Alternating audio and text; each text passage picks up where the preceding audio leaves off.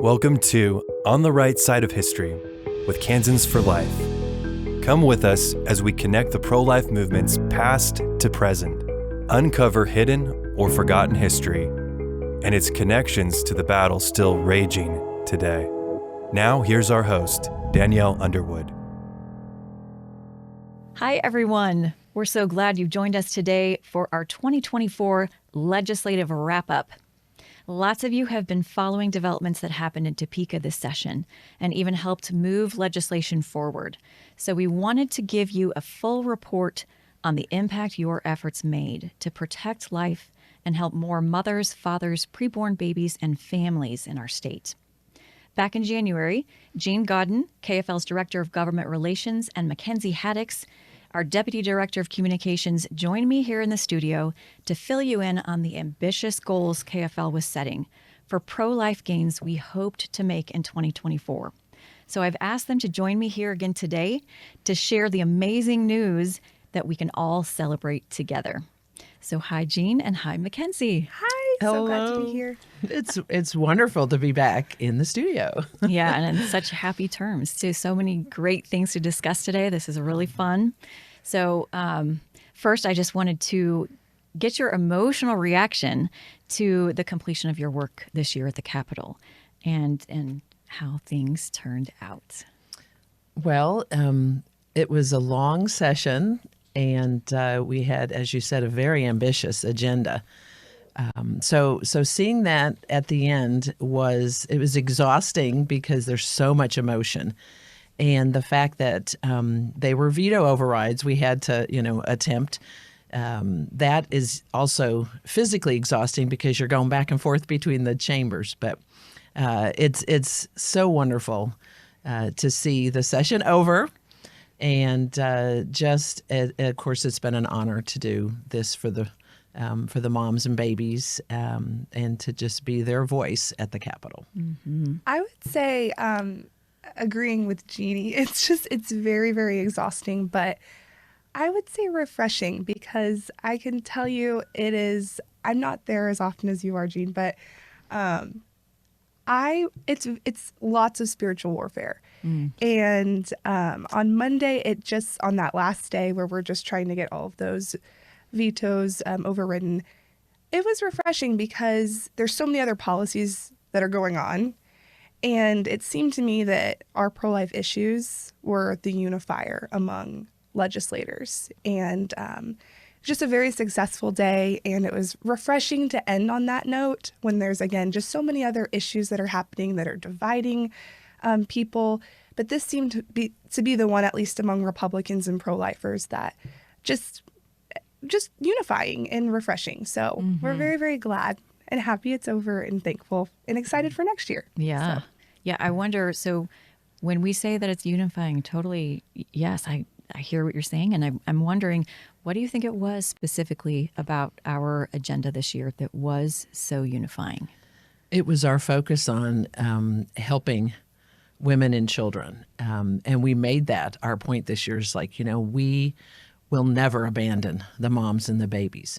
And that was our main emphasis this year. So everything we did was to highlight the humanity of the unborn child, was to address some of the social concerns leading women to choose abortion. And that is what the people of Kansas support. And so our entire agenda was focused on what can we do to help women who want to have their babies to be able to do so successfully.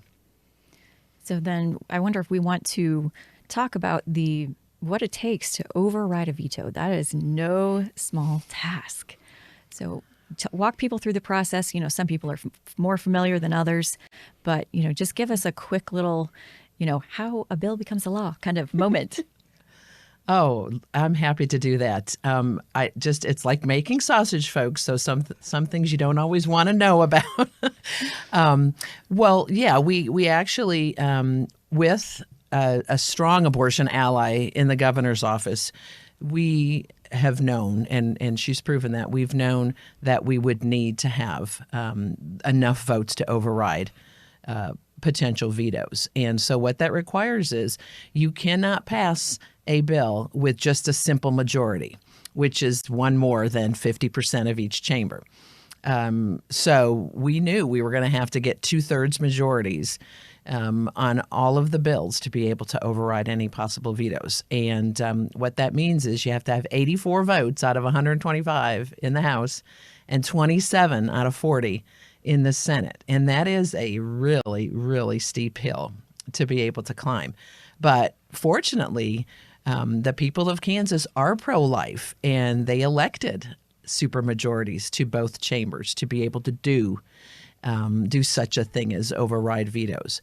And so everything we sent to the governor we knew was going to be vetoed. And fortunately, we did have those supermajorities to be able to override those vetoes and see this wonderful pro-life legislation become law.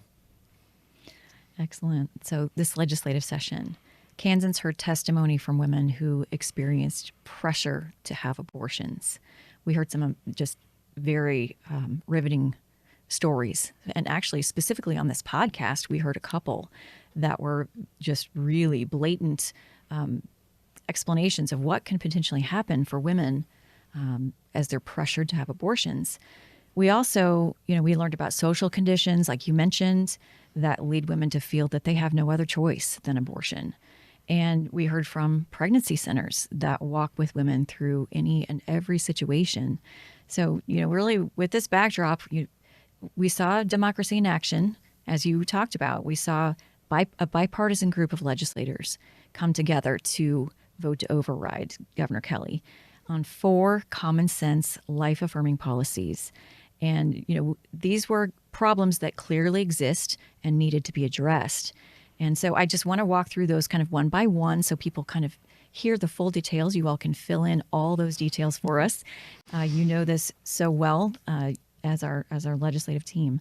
So let's talk first about a really important victory, and it was addressing that abortion coercion, that problem that we heard very powerful stories. In fact, one of the legislators who led that effort came on the podcast and shared her story that she also shared in testimony to both chambers.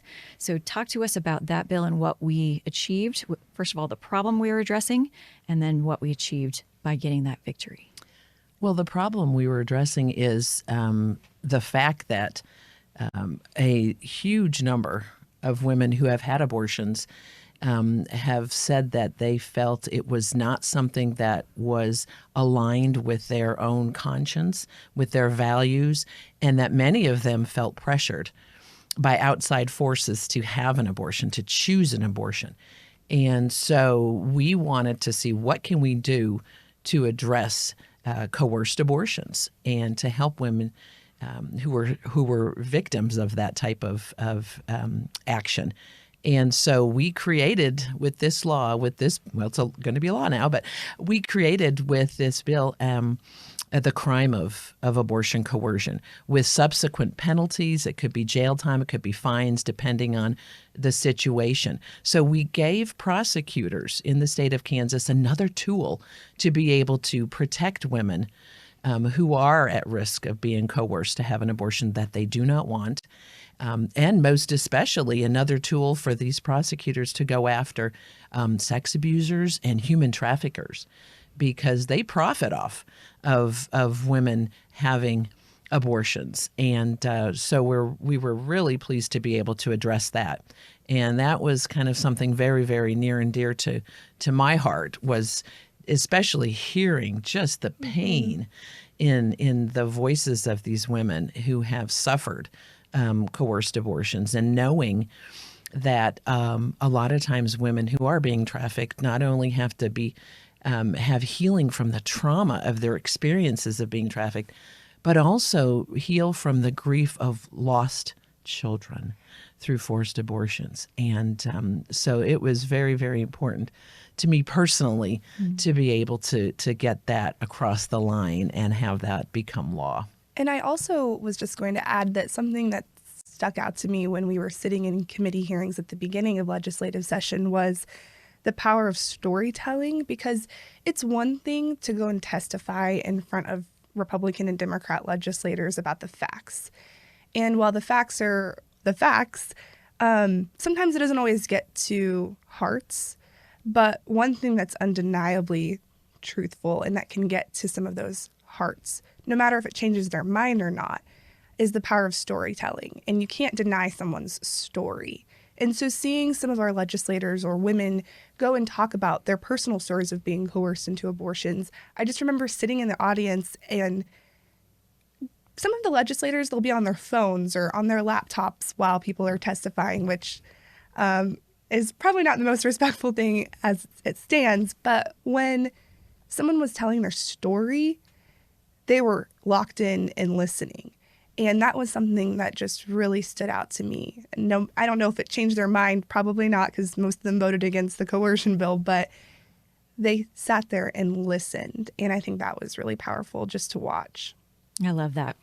Yeah, I'm thinking too back to our March and Rally for Life that we started this session with too, and we had Tatiana Burgum there as kind of our featured speaker, and she came with that knowledge about helping victims of trafficking and what the ties were to the abortion industry. So we've seen so many of these threads just weaving together to help bring this victory to the people of Kansas.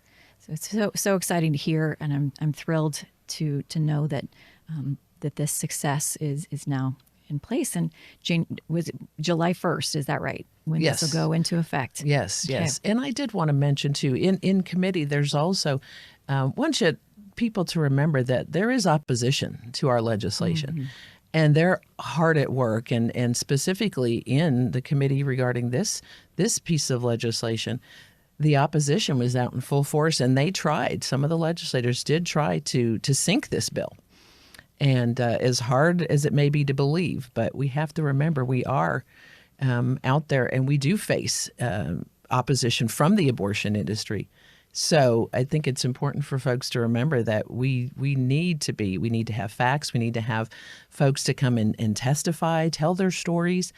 And we need to be vigilant when it comes to legislation, because there are going to be attempts to try to kill these bills. And, fortunately, we know the process, and we were able to get this over the line and help this to become law in the end. Yeah, and that makes me think about how, as we were keeping everyone updated with what was happening at the legislature, when we called Governor Laura Kelly's veto a heartless veto, that's because, we're talking about her vetoing this kind of protection for women. It's so shocking that we would see that kind of opposition that would, withhold that kind of help from victims of trafficking and abuse. But that's what happened. And so, we have to be vigilant, just like you're saying, about, continuing to fight for the things that we know are right. So moving on to the second exciting victory, I would love to talk about the tax reforms that set life-affirming tax policies in place. So tell us more about that. Well, this was another wonderful, this will be actually a life-changing for generations. The policies in this particular bill, which is now going to become law, are just outstanding. And once again, the focus is on helping women, helping families who want to give children forever homes. And it includes 4 different policy provisions, which would be there's a adoption savings account allowing families to save money to be able to adopt children. There's tax credits, increasing tax credits for families who adopt to help lessen some of the financial burden on those who want to adopt children. There's tax credits for donors, and it could be businesses or individuals who donate to pregnancy resource centers, to be able to encourage more private donations to these wonderful organizations. And then there's a removal of the sales tax burden for these pregnancy resource centers. That effectively could save these organizations thousands of dollars, because they purchase so many material things for women and their families to be able to help them successfully have their children and be able to take care of them. So it could be car seats, formula, maternity clothes. There are also organizations, pregnancy resource centers, that want to remodel, maybe increase the size of their facility, and that will help with purchasing the reconstruction materials they need, or maybe they want to buy a mobile medical van to be able to go out and reach women where they are and do their free ultrasounds, give them any kind of help they need where they are. And that can be tremendous savings on purchasing a mobile vehicle to be able to help women. So those are the four provisions in there that will just make a tremendous amount of difference for families for generations to come. And we've already had several different Pregnancy Resource Center directors reach out to us saying thank you so much. And really, we say thank you to them. If you didn't know, there's 50 of them across the state. So I would encourage everyone listening to look up in your community where a Pregnancy Resource Center might be and maybe go tour it or volunteer, because they truly are amazing. Wonderful. Okay, so next up, let's talk about abortion data reporting. So we put forward a policy that also encountered a lot of opposition, surprisingly, because it really just was asking for more transparency and higher quality of data to be provided by the state, not by a private entity, but by the state itself, to help the legislators know what was happening within the state. So talk to us about that. Well, that to me was interesting. One thing I learned is that most legislators have no idea what the Kansas Department of Health and Environment is collecting already when it comes to abortion data, and what they've been doing for years. A lot of it demographic data. We're talking about the age groups of women having abortion. We're talking about their ethnicity. We're talking about where they come from in the state or out of state, those types of things. And, of course, the methods of abortion that are most frequently used, that type of thing. So a lot of legislators had no clue. They just thought, oh, my gosh, what are you doing trying to get information? This is invasive. We kept hearing it's invasive right, over and over again. Which is fascinating because, this is something that the abortion industry, they collect their own data for their own purposes. They want to be able to better market to women their abortion services. And so they have no problem asking women, why are you having an abortion? Which is what this bill would require, is that just statistical data be given. Say we have 20,000 abortions in last year, for example, which, by the way, we're on track for having that. Just finding out how many numbers of those 20,000 women chose abortion for financial reasons, or maybe lack of emotional support, that type of thing. Women are telling us that those are reasons why they're having abortions. We know that. The abortion industry knows that. But they don't want the health department to have that statistical data, because that's something that we all can look at, legislators can look at, pro-lifers can look at, and say, there's a lot of women out there that need help, that would prefer to have their children if they only had financial support or emotional support. And so the abortion industry is not offering that to women. But the pregnancy resource centers are. And so the state does have a lot of possibilities of helping women to be able to choose life for their babies, women who want to choose life for their babies, to give them the help they need to address those social reasons. And that's why this reporting bill is so important. And not only that, but also we're still waiting for the Kansas Department of Health and Environment to release their numbers from 2023, folks. Here it is already. Yes. The year's almost We're in half May. over. Right. Yep. Almost half over, and we have no idea. Now, we've seen numbers from the abortion industry allies. They've released numbers, and that's why we know we're on track for having 20,000 abortions last year, because the abortion industry allies have already released numbers. They don't have a problem with that. And so we just think it's important for that information to get out more frequently. And so the bill that's now becoming law will require that data to be released twice a year. And within 30 days Yes, of a much more timely manner. Yes, the end of the reporting period. So, No stalling. right, this will just make a tremendous difference in addressing these concerns that women have, which lead them to choose abortion. Yeah. And it's transparent, and it also is compassionate in a way that, like you were saying, it goes back to, okay, the reasons that the people of Kansas, deserve to know these things is so that we can surround these women and help them. So on the one hand, you have this compassionate side. And then on the other hand, you have Planned Parenthood, who openly on their website says, we may contact you regarding your decision for abortion to fundraise. And there's no better picture as to the difference between the pro-life side and the pro-abortion side. This isn't for money on the people of Kansas side. This is, okay, how can we surround you and help you and figure out the reasons as to why you're making this decision so that we can offer more solutions and resources. So just a very clear difference between the two. Yeah, what a great point.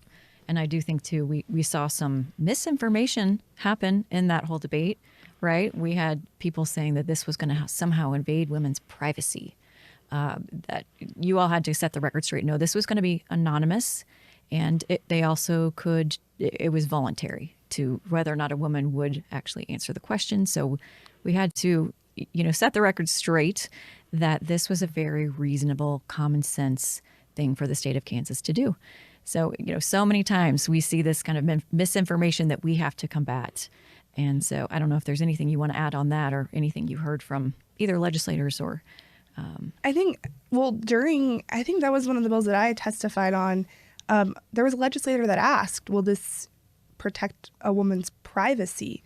And these questions that are going to be asked to these women are being asked by the abortionist. And so if we are worried about private information being leaked, that would be on the abortionist. So if that's something that the legislature and the opposition is worried about, then maybe they should look into that if that's serious as true concern of theirs. So yes, no private information. That was a big thing we had to combat. No private information will be leaked through these questions. Okay, so, and then the fourth victory that we want to celebrate today.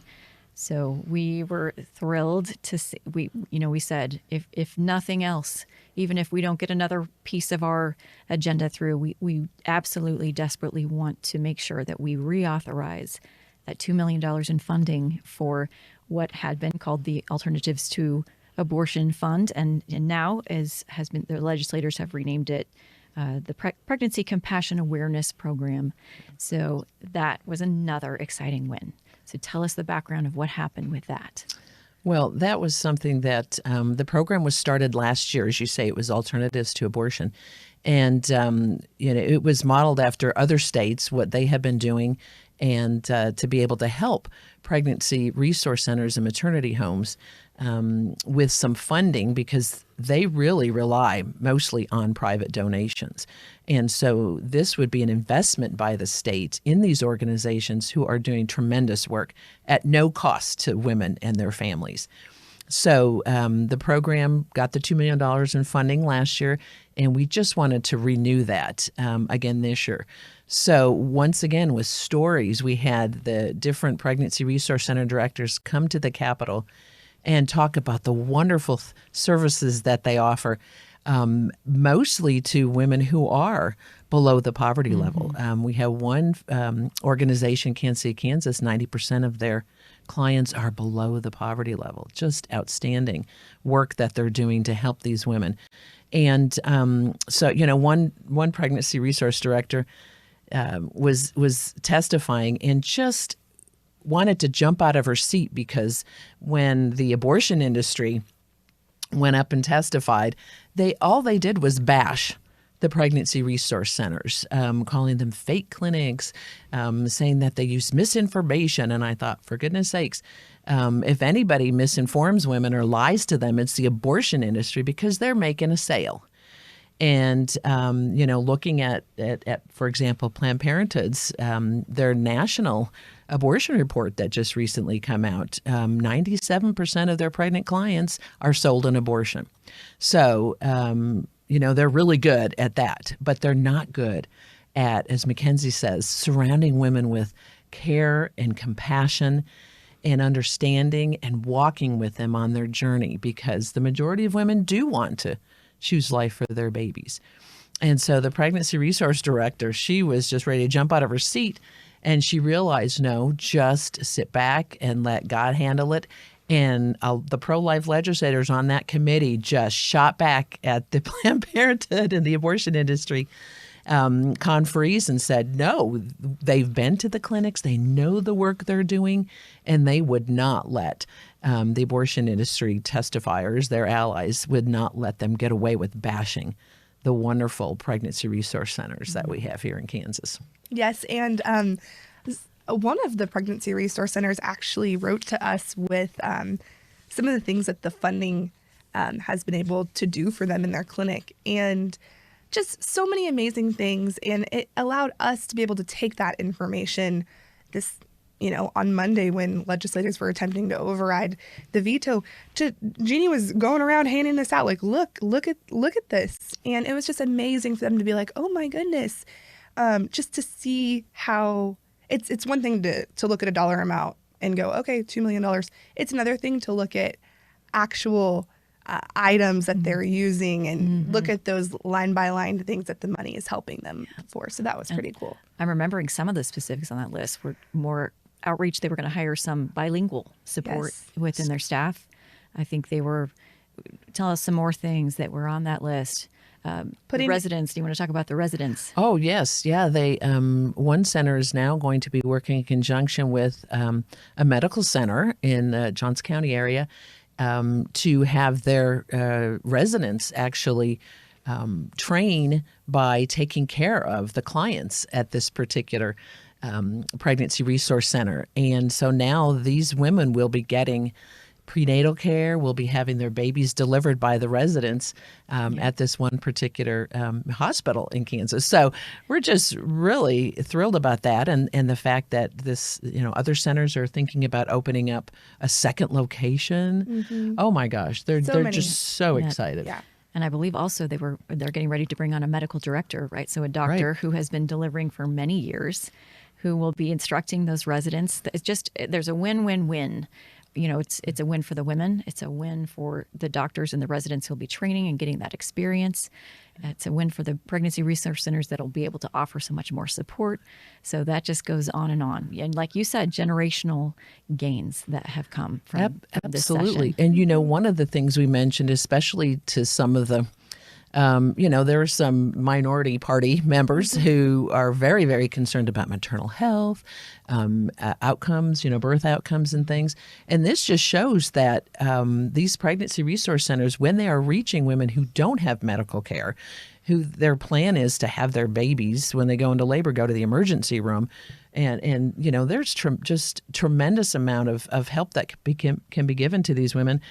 And so now they're going to be improving the maternal outcomes, the infant outcomes, because these women are going to get prenatal care.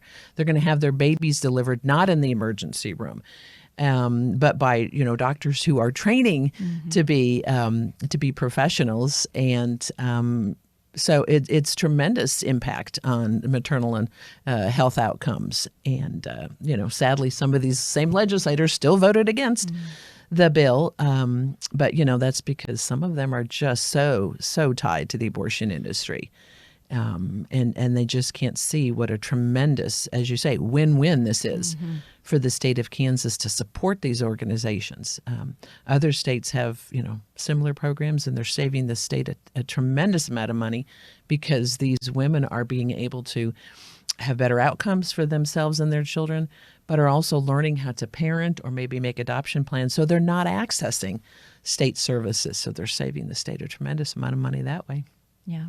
I also love how the pregnancy resource centers, some of them offer job training and, helping mentor women in so many different ways so that you're helping the woman improve her own life and the life of the baby. It's just exactly. And the whole family. So, okay. Well, one thing I just wanted to bring up really quickly is, now that we've seen two back-to-back sessions where we've seen, in spite of that Hodes ruling from our Supreme Court, that the pro-life movement has been able to find ways to make progress in different ways that, that does not infringe upon that Hodes decision. It doesn't, none of these things that we've been able to do, they should not be at risk from that Hodes decision, especially this year, looking at everything we've achieved.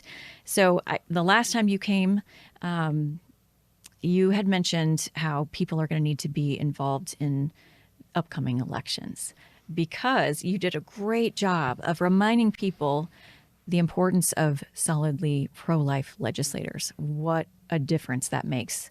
So I wonder if you want to, as we end today, you could kind of remind us all about Right. that. Oh, exactly. Elections have consequences. And it's so critical because of the fact that we had 2/3 majority of pro-life legislators in each chamber. That's how we've been able to accomplish these bills this last 2 years. And as long we have 2 more years of pro-abortion, Governor Kelly, in the governor's office, we are going to need to continue to have those 2/3 majorities because once again, everything we've sent her, she's vetoed every single bill. So in order to have any chance of overriding those, we've got to have pro-life legislators. All 165 legislators, the House and the Senate both, are up for election this year. So we need folks. We need folks to find out who their legislators are now and how they voted. And I'm always happy to help with that. I've got a great scorecard on every legislator to let you know how they voted.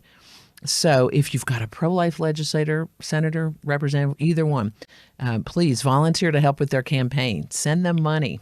Go out and walk for them. Do mailers, whatever you can do. Tell your friends and family to vote for them.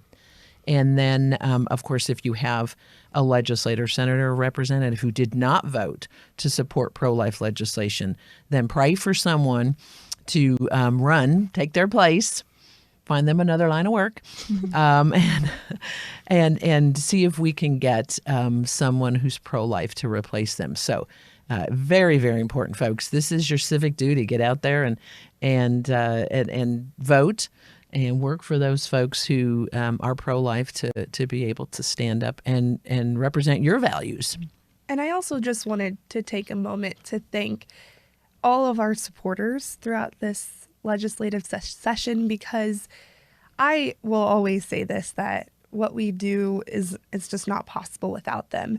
And I know there were several times throughout session where we really had to target certain districts, because when you're working with such a you have to get 84 votes in the House, 27 in the Senate, you can't afford to really lose your people. And if we know a representative or a senator maybe is not feeling too confident, sometimes it just takes a group of people from their district to just encourage them. Again, it's spiritual warfare in that capital, and they just need our people to just flood them with messages, encouraging them to support these pro-life policies. And so that was critical this session, is we were able to identify who those people were, get our action alerts out to those areas. And I really do think that also helped make the difference. So thank you so much to all of our supporters for being engaged. That's a great reminder. So thank you to both of you for all you did in the legislature this year. You put in just innumerable hours, so much, day in, day out. You were there. And I don't think anyone outside of the Capitol really understands how much goes into this. So thank you for all the work you did to get these bills across the finish line, not just 1, but 4. Thank you. It truly is a blessing to work for KFL and just to know you're saving lives and doing good work. So, yeah, it's been an honor to be able to speak on behalf of the moms, of the babies, of all the pro-lifers in Kansas, to be their voice at the Capitol. And I'm very grateful for them, the folks who get out and vote and support the pro-life candidates, because we couldn't do it. We couldn't do it without them. And of course, most importantly, the prayer. We just feel that every time we're there. Mackenzie said it's spiritual warfare. So just knowing that folks are lifting us up in prayer is just really gives you the confidence to be able to go out there and work another day at this. And yeah, to God be the glory that we were able to do this. He never ceases to amaze me. And we loved all the messages we got from so many supporters Yes. that were just cheering after the good news went out. It was so exciting. So thanks to all of you who joined us today for this conversation. We depend on you to help us push past the censorship we face from tech companies. Just like many other pro-life organizations, we're fighting to get this message out. And every time you share a podcast or a social post, something from KFL, you help us reach more people. So please make sure you subscribe, hit that little bell to make sure that you're getting updates when these new podcasts come out, and let other people know about it. You can also click on the subscribe button to subscribe, so you'll be notified of future episodes. So stay connected with us by visiting kfl.org and sign up to receive our updates. Send us your thoughts in an email if you'd like to at kfl@kfl.org, and follow us on social media at Facebook, Instagram, X, and on TikTok at Kansans for Life. As we say goodbye, never forget, the pro-life movement is on the right side of history. Truth always wins in the end. Thank you. We hope you'll join us next time.